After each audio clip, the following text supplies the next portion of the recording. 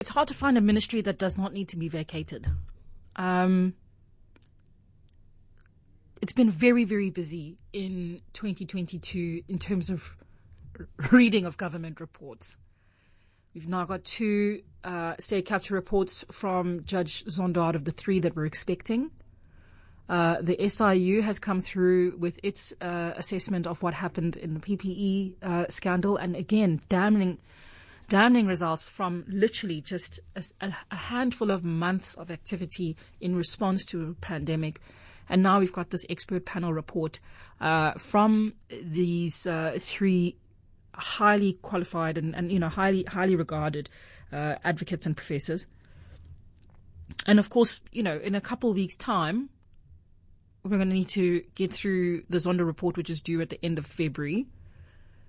Before that, of course, we must make our way through the budget and SONA. And I don't know. And of course, we're still waiting on when we're going to get our Chief Justice. And I'm wondering whether or not the paperwork is going to pile up.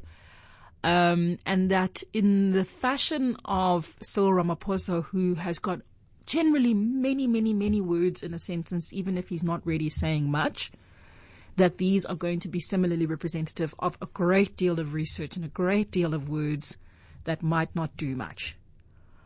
I really am hoping against hope that consequences come through. There's lots of recommendation, and I think there's almost too much that has to wait outside the union buildings, outside the president's door.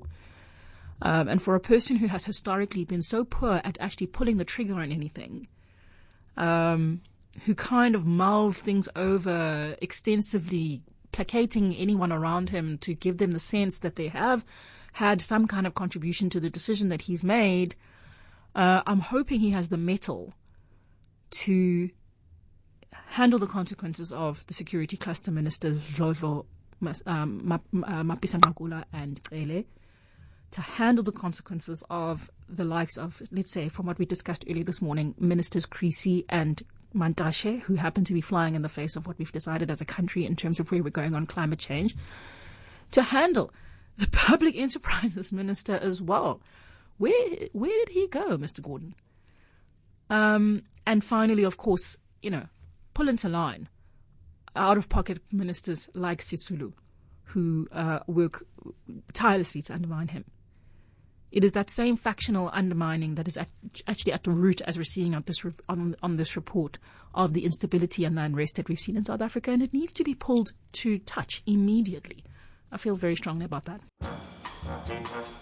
Breakfast with Refilwe Moloto on Cape Talk.